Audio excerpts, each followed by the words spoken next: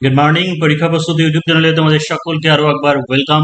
যারা ডাব্লিউপি বা KPSI preparation করছে সেই সঙ্গে যে ক্লাসিক, তাদের জন্য ভীষণ ইম্পর্ট্যান্ট এই ক্লাসটা। যে তার কারণটা হচ্ছে কেপিএসআই মেন বা ডাব্লিউপিএসআই মেন এবং হচ্ছে ক্লাসিক, এই দুটোর ক্ষেত্রে মেনে ডেসক্রিপটিভ প্যাটার্ন থাকে বেঙ্গলি এবং ইংলিশ, যেখানে তোমার ট্রান্সলেশন থাকবে। তো বেঙ্গলি টু ইংলিশ এটা তোমাকে শিখতেই হবে, এটা শেখা ভীষণ জরুরি। আর বিশেষ করে ডাব্লিউপি কেপিতে এখন অনলাইনে ট্রান্সলেশন থাকছে, অর্থাৎ প্রত্যেকটা সেন্টেন্সের স্ট্রাকচার আলাদা, টেন্স আলাদা, ফরম্যাট আলাদা। সেই কারণে ছোট ছোট গ্রামাটিক্যাল নিয়মগুলো, রুলসগুলো শিখতে হবে, তবেই তুমি কিন্তু ট্রান্সলেশনগুলো করতে পারবে। তো দেখে নাও যে শুরু করছি। তার আগে বলে দিই যে যারা অনলাইনে যারা প্রিপারেশন করতে চাইছে পরীক্ষার প্রস্তুতিতে ডাব্লিউপিএসআই বা কেপিএসআই বা হচ্ছে ক্লার্কশিপের জন্য, তোমরা 7797427474 এই নম্বরে হোয়াটসঅ্যাপে কন্ট্যাক্ট করে দিতে পারো। তো আজকে মেনলি দেখো যে যে ট্রান্সলেশন গুলো হবে সেটা হচ্ছে সিম্পল সেন্টেন্স স্ট্রাকচার করায়, অর্থাৎ সিম্পল সেন্টেন্স কিভাবে স্ট্রাকচার করবে সেইগুলোই, বা ক্লজ এর প্রসঙ্গ আসতে পারে বা জিরান্ডের প্রসঙ্গ আসতে পারে এখানে। যেমন প্রথম বাংলা বাক্যটায় আছে, দেখো যে হাঁটা একটি ভালো ব্যায়াম। হাঁটা একটি ভালো ব্যায়াম। তাহলে দেখো যে হাঁটা যখন ভার্ব হয় তখন আমরা কি জানি যে ওয়াক মানে হাঁটা, WALK, ওয়াক মানে হচ্ছে হাঁটা। এবার এখানে এই এই জায়গাতে যেটা দেওয়া আছে হাঁটা একটি ভালো ব্যায়াম, এখানে হাঁটা কথাটা কিন্তু কি নাউন, এটা হচ্ছে নাউন। তো কি করব আমরা, ভার্বের সঙ্গে এখানে আইএনজি যদি যোগ করে দিই তাহলে সেটা নাউন হয়ে যাবে, অর্থাৎ ওয়াকিং। এই যে হাঁটা একটি ভালো ব্যায়াম, তার মানে এখানে ভার্ব যেটা উজ্জ্ব হচ্ছে সেটা হচ্ছে হয়, মানে হাঁটা হয় একটি ভালো ব্যায়াম। তাহলে এই জায়গাতে কি করতে হবে আমাকে, ওয়াকের সঙ্গে আইএনজি লাগিয়ে দিলাম, নাউন হয়ে গেল। তাহলে walking is a good exercise, walking is a good exercise হয়ে গেল। তাহলে এইখানে যে ওয়াকিংটা ইউজ হলো, অর্থাৎ ভার্বের সঙ্গে আইএনজি যোগ করা হলো, এখানে এটা হচ্ছে যে জিরান্ড বলা হচ্ছে, এটাকেই বলা হচ্ছে জিরান্ড, অর্থাৎ জিরান্ড acts as a noun, জিরান্ড acts as a noun. পরের দেখো, পরের সেন্টেন্স যেটা আছে যে আমি অঙ্কন শিখছি, আমি অঙ্কন শিখছি। প্রথমত তো এখানে টেন্সটা বলে দিই যে কাজটা চলছে, শেখা কাজটা কন্টিনিউ হচ্ছে। তো এটা হচ্ছে প্রেজেন্ট কন্টিনিউয়াস টেন্স, তাই তো, present continuous tense. Present continuous টেন্সের ক্ষেত্রে কি হয়, সাবজেক্ট হয়, তারপরে অ্যাম, ইজ অথবা আর যে কোনো একটা অক্সিলারি ভার্ব বসবে, তারপরে ভার্বের সঙ্গে আইএনজি হবে, তারপরে বসবে অবজেক্ট। তাহলে এখানে ভার্ব কোনটা হচ্ছে আমি, মানে হচ্ছে আই, এর সঙ্গে কি যাবে অ্যাম। তাহলে কি আমি অঙ্কন শিখছি, এখানে ভার্ব কোনটা, সেটা হচ্ছে আমি, ভার্ব হচ্ছে শেখাটা, শিখছি। তাহলে লার্ন থেকে কি হয়ে যাবে লার্নিং, মানে I am learning, I am learning. এবার অঙ্কন মানে কি, ড্র, মানে আঁকা থেকে আসছে অঙ্কন, মানে হচ্ছে ড্রয়িং, আঁকা থেকে আসছে কি ড্রয়িং। তাহলে এই দুটোই কিন্তু লার্নিং ড্রয়িং দুটোই আইএনজি আছে, কিন্তু এখানে যে লার্নিং এটা কিন্তু ভার্ব, আর এই যে ড্রয়িং আছে এটা কিন্তু ভার্ব নয়, এটা হচ্ছে নাউন। তো বলতে পারো যে এখানে যে ওয়াকিংটা হয়েছিল এটা আবার কি, এটা হচ্ছে সাবজেক্ট, তাই তো, এটা হচ্ছে সাবজেক্ট, অর্থাৎ সাবজেক্ট হিসাবে হয়েছে। আর এই জায়গাতে ড্রয়িং যেটা দেওয়া আছে এটা হচ্ছে অবজেক্ট হিসাবে ব্যবহার করা হচ্ছে, অবজেক্ট। অর্থাৎ এটা হচ্ছে একটা জিরান, কিন্তু এটা হচ্ছে অবজেক্ট বা কর্ম। যারা সাবজেক্ট ভার্ব অবজেক্ট ভুলে গিয়েছে তাদেরকে মনে করিয়ে দিচ্ছি, সাবজেক্ট মানে হচ্ছে কর্তা, অর্থাৎ কে দিয়ে প্রশ্ন করলে যে উত্তর পাওয়া যায়।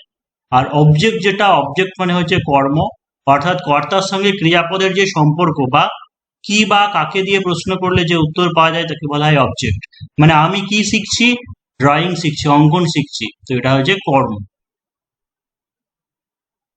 চলো পরের সেন্টেন্সে চলে যাব। তার আগে আর একটা ইম্পর্টেন্ট অ্যানাউন্সমেন্ট তোমাদের জন্য বলি যে বেশ কিছু ক্যান্ডিডেট যারা ডাব্লিউপি হোক, কেপিএসআই হোক বা ক্লার্কশিপ হোক, শুধুমাত্র যারা বলছো যে লিটারেচারের পোর্শনটা, অর্থাৎ বাংলা বা ইংরেজি এই সাবজেক্টটা শুধু নেবে, ঠিক আছে। এর আগে একবার বলেছিলাম কিন্তু ডিসিশন চেঞ্জ করেছিলাম। তো মানে বেশিরভাগ, যেহেতু বেশিরভাগ সংখ্যা ক্যান্ডিডেট এইটাই হচ্ছে যে বাংলা বা ইংরেজি, তো সেই কারণে যেন স্পেশালি শুধু এই দুটোর জন্য যাদের দরকার, তোমরা অবশ্যই কন্ট্যাক্ট করতে পারো। তোমাদের কথা মানে ভেবে দেখা হয়েছে, সেটা জুন মাসের সেকেন্ড উইক থেকে আমরা শুরু করে দেবো, সেরকম একটা পরিকল্পনা নিয়েছি। তো যারা কেপিএসআই বা ডাব্লিউপিএসআই বা ক্লার্কশিপ, মানে প্রিলি হোক বা মেন হোক বা শুধুমাত্র বাংলা ইংরেজি যেটাই হোক, তোমরা এই নাম্বারে হোয়াটসঅ্যাপে কন্ট্যাক্ট করে দিতে পারো। পরের বাক্য কি আছে দেখো, যে আমি একটি মেয়েকে ফুলের ঝুড়ি বইতে দেখলাম, আমি একটি মেয়েকে ফুলের ঝুড়ি বইতে দেখলাম। তাহলে দেখো এই জায়গাতে দুটো ভার্ব আছে, সাবজেক্ট তো হচ্ছে আমি, দুটো ভার্ব আছে কি কি, যে দেখলাম, দেখা, এটা হচ্ছে একটা ভার্ব, এটাকে বলতে পারো মেন ভার্ব, অর্থাৎ হচ্ছে ফাইনাইট ভার্ব, মেন ভার্ব বলবো না, এটাকে ফাইনাইট ভার্ব অর্থাৎ সমাপিকা ক্রিয়া। আর একটা কি আছে বইতে, যেটা হচ্ছে অসম্পূর্ণ থেকে নন ফাইনাইট ভার্ব, মানে যেতে, খেতে, হাসতে, খেলতে, এরকম যেটা অসম্পূর্ণ হবে সেটাকে কি বলা হচ্ছে নন ফাইনাইট ভার্ব। তাহলে এখানে দুটো ভার্ব আছে, একটা হচ্ছে দেখলাম আর একটা হচ্ছে বইতে। তাহলে এই জায়গাতে কি হবে দেখো যে, আচ্ছা আগে বলে দিই যে কোন টেন্সে করব। আমি একটি মেয়েকে ফুলের ঝুড়ি বইতে দেখলাম, পাস্ট টেন্সে করব। তাহলে প্রথমে সাবজেক্টে খুঁজে নাও যে আমি, আই। তারপরে কি করব যে সিম্পল পাস্টে করব, প্রেজেন্ট মানে ফার্স্ট ইনডিফিনাইট। তো দেখা, সি, সি থেকে আসছে স, তাই তো? তাহলে যে আই স, আমি দেখলাম বা দেখেছিলাম একটা মেয়েকে, মানে I saw a girl. Subject verb object আমাদের হয়ে গেল। ভালো করে বোঝো যে একটা সেন্টেন্সে প্রথমে টেন্স কে ধরবে, কোন টেন্সে লিখবে, এটা পাস্ট ইনডিফিনাইটে করছি, তাহলে পাস্ট ইনডিফিনাইটে প্রথমে সাবজেক্ট, তারপরে ভার্বের পাস্ট ফর্ম, তারপরে অবজেক্ট হয়ে গেল যে আই স এ গার্ল, আমি একটা মেয়েকে দেখেছিলাম। এবার বাকি যেটুকু আছে দেখো যে ফুলের ঝুড়ি বইতে, তাহলে এর পরেই যে আরেকটা নন ফাইনাইট ভার্ব আছে সেটার সঙ্গে আমরা আইএনজি যুক্ত করব, মানে বয়া ইংরেজি কি ক্যারি করা, তাই তো? সেখান থেকে আমরা কি করব যে ক্যারিং, ক্যারিং। তাহলে যে I saw a girl carrying ফুলের ঝুড়ি, মানে এ basket of flowers, A basket of flowers, A basket of flowers. তাহলে দেখো যে এখানেও ক্যারিং আইএনজি হলো, ভার্বের সঙ্গে আইএনজি যুক্ত হলো, কিন্তু এখানে এই ক্যারিং যেটা, সেটা কি হচ্ছে পার্টিসিপেল হিসেবে ব্যবহার হলো। এখানে এটা হচ্ছে পার্টিসিপেল, অর্থাৎ আগেরটা নাউনের মতো কাজ হয়েছিল, এখানে কি বলছে, আমি একটা মেয়েকে দেখেছিলাম যে একটা ফুলের ঝুড়ি বহন করছিল, এখানে এটা অ্যাডজেক্টিভ বোঝাচ্ছে। তাহলে আগেরটাতে ছিল acts as a gerund, acts as a noun, আর এখানে যেটা participle, participle acts as a adjective. এটাই হচ্ছে জিরান্ড আর পার্টিসিপেলের মধ্যে পার্থক্য। তাহলে I saw a girl carrying a basket of flowers.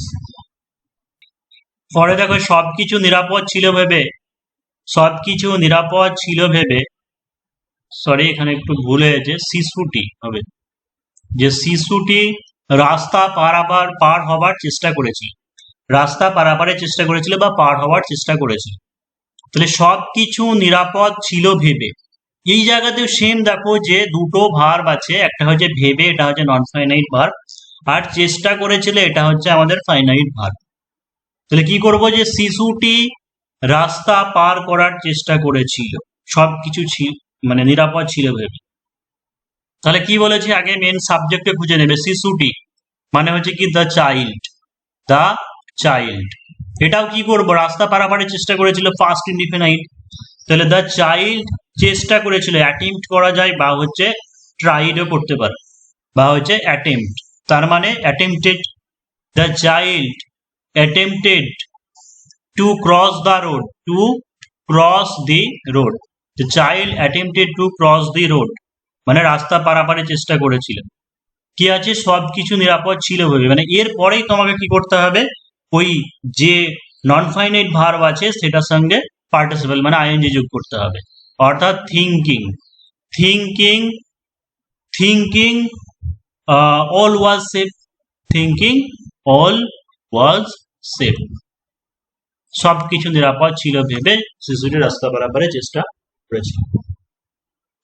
Say drawer খুলেছিল, সে পেনটি খুঁজে পেয়েছিল। দেখো এটাকে আমরা অনেক সময় জয়নিং সেন্টেন্সের মতো আগে করেছিলাম, তাই তো? 9-10 মাধ্যমিকে যখন করি জয়নিং সেন্টেন্স, সে ড্রয়ার খুলেছিল, সে পেনটি খুঁজে পেয়েছিল, দুটো আলাদা আলাদা সেন্টেন্স। কেন করেছি সেটা পরের সেন্টেন্সে করলেই বুঝে যাবে, যে সে ড্রয়ার খুলেছিল।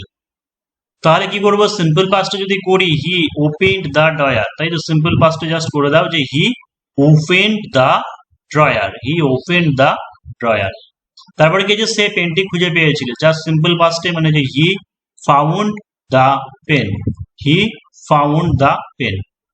এবার এই দুটো সেন্টেন্সকে যদি আমি একসঙ্গে অ্যাটাচ করে দিই, যুক্ত করে দিই, জয়েন করে দিই, তাহলে কি করব, যে ড্রয়ার খুলে পেনটি খুঁজে পেয়েছিল, ড্রয়ার খুলে পেনটি খুঁজে পেয়েছিল।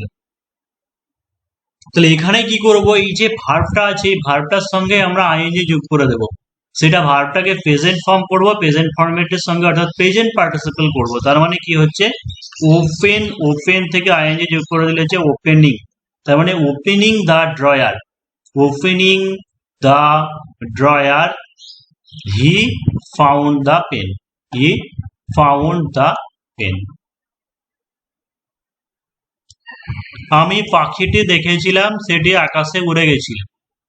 তাহলে কি হয়েছে আই স দ্য বার্ড, আমি পাখিটি দেখেছিলাম, আই স দি বার্ড, সেটি আকাশে উড়ে গেছিল। মানে ইট করব, যে it flew away, it flew away in the sky, in the sky. এবার কি আছে, আমি একটি পাখিকে আকাশে উড়ে যেতে দেখেছিলাম, আমি একটি পাখিকে আকাশে উড়ে যেতে দেখেছিলাম। অর্থাৎ তোমার ধরো ট্রান্সলেশন এই সেন্টেন্সটাই দিলে, তোমাকে তখন ওটা বুঝতে হবে যে আমি একটা পাখিকে দেখেছিলাম, সেটি আকাশে উড়ে গেছে, মানে আমি একটি পাখিকে আকাশে উড়ে যেতে দেখেছিলাম। অনেকে আবার যে ভুলটা করে যে আমি একটা উড়ন্ত পাখিকে দেখেছিলাম, উড়ন্ত পাখিকে দেখার তো ব্যাপার নয়, উড়ন্ত পাখি মানে যখন সে উড়ছে, মানে ওড়া অবস্থায় আছে তখন দেখা, সেটা সেরকম তো নয়। পাখি ধরো একটা ডালে বসেছিল, তুমি যখন দেখলে সেটা উড়ে গেল, তার মানে আমি একটা পাখিকে আকাশে উড়ে যেতে দেখেছিলাম। এই জায়গাতে কি সাবজেক্ট খুঁজে বের করে নাও, সাবজেক্ট মানে আমি, main verb, sorry finite verb কোনটা, সেটা যে দেখেছিলাম, ফাইনাইট ভার্ব। তাহলে হচ্ছে আই স, অবজেক্ট কি কর্মকাকে কোনটা, যে একটি পাখি, তাহলে I saw a bird, I saw a bird. এবারে কি করব, যেটা হচ্ছে নন ফাইনাইট ভার্ব উড়ে যেতে, এটা নন ফাইনাইট ভার্ব, এখানে কি করব ফ্লাই থেকে হচ্ছে, তাহলে কি যে flying, I saw a bird flying, I saw a bird flying away in the sky, flying away in the sky.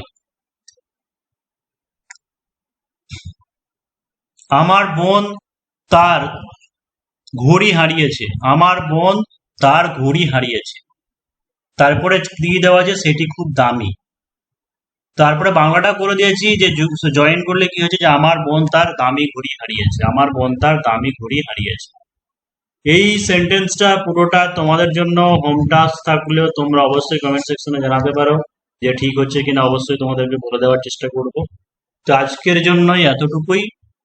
আর একটা জিনিস বারবার করে এর আগেও বলেছি বা আবারও বলছি, যে ডেসক্রিপটিভের ক্লাস, ডাব্লিউপিএসআই, কেপিএসআই বা ক্লার্কশিপ মেনের ডেসক্রিপটিভের ক্লাস পুরোপুরি সবকিছু ফ্রিতে বা সমস্ত ক্লাস দেওয়া সম্ভব হবে না।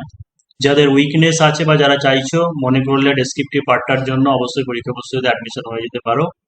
আর ডাব্লিউপি কেপিএসআই মেনের জন্য, ক্লার্কশিপ মেনের জন্য অলরেডি ক্লাস শুরু হয়ে গেছে, মানে চলছে।